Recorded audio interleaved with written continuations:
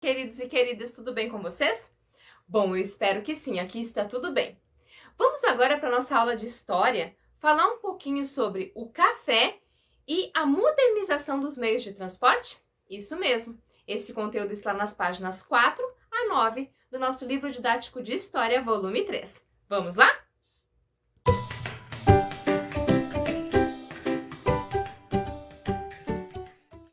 Para a gente iniciar esse conteúdo de história sobre o café e a modernização dos meios de transporte, porque nós sabemos, porque já conversamos no livro anterior, lá no volume 2, que o café, né, ele não é um fruto, né, não é um vegetal natural aqui, ele foi trazido para o Brasil, e aí, conforme foi crescendo essa questão do café e os produtores começaram a produzir mais, viram que o solo era bacana, que tinha um bom rendimento, uma alta rentabilidade, eles precisavam levar, escoar, né, essa plantação, tirar de lá para fazer a venda. E é isso que a gente vai falar agora no nosso livro de história. Mas para a gente iniciar, lá na página 4 tem uma atividade bem legal.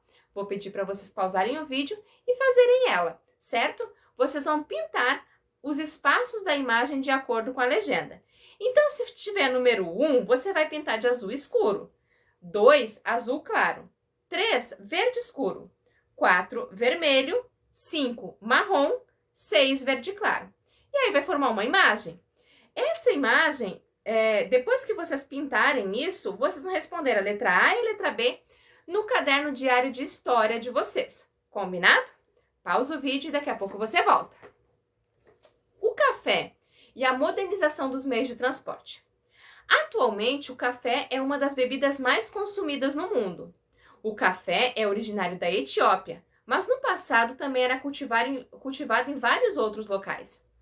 O interesse dos etíopes e de povos vizinhos por esta planta cresceu tanto que o seu consumo foi incorporado por diversas culturas. Você sabe como as primeiras sementes de café chegaram no Brasil? Em 1727, Francisco de Melo Palheta trouxe as primeiras mudas da Guiana Francesa e as plantou lá no Pará. Aos poucos, o cultivo e a produção de café se expandiram para outros estados, sendo Rio de Janeiro, Minas Gerais, Espírito Santo e São Paulo os principais produtores, então, do café. Ali nós temos um mapa, tá? Brasil, produção de café no século XIX.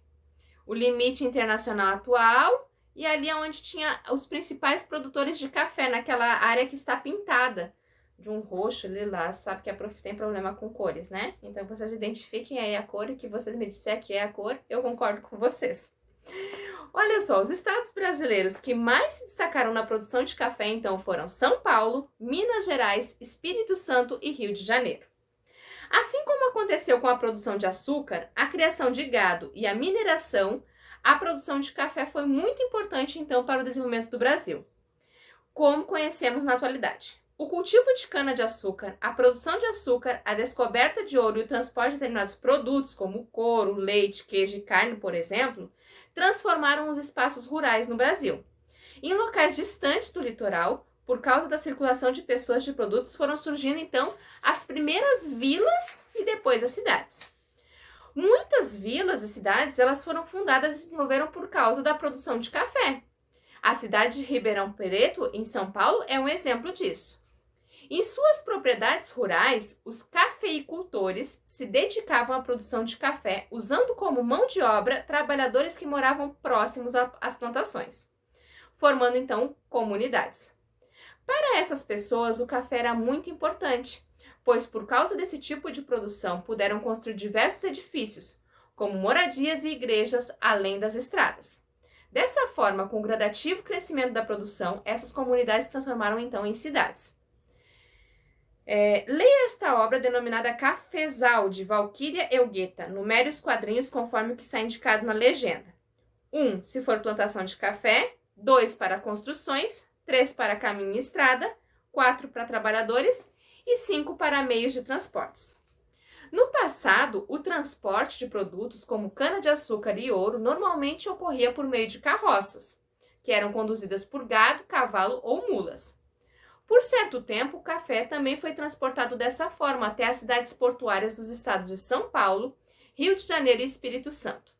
Mas com o crescimento da produção de café e seu destaque na economia brasileira, um novo tipo de transporte passou a ser usado, o trem.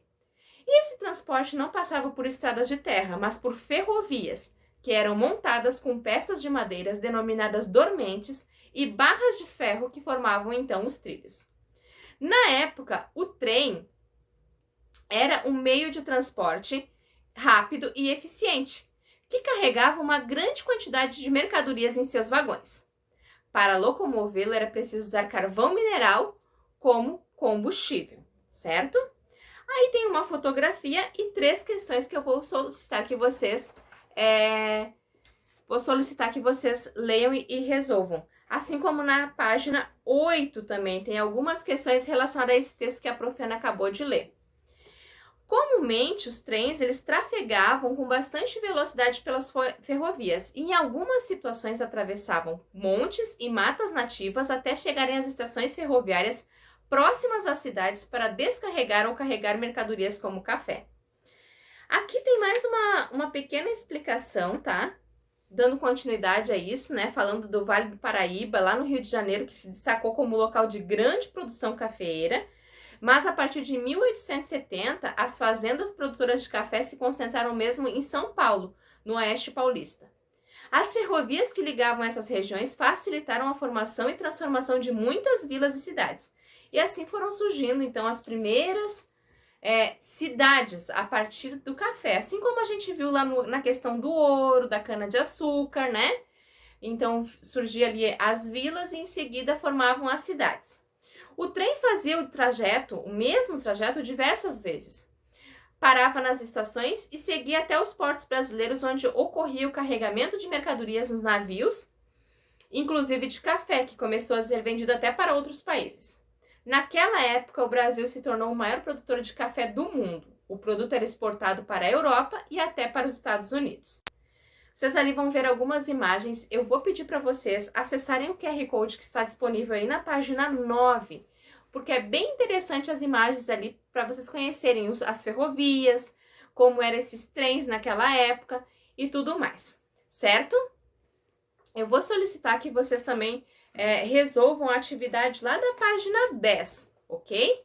A gente vai voltar a esse conteúdo, fazer as correções, conversar um pouquinho mais aí sobre a questão do café lá na nossa live. Combinado? Bom, para nossa aula de hoje, então, era isso. Deixe seu joinha aí no nosso vídeo e até a próxima aula. Beijos!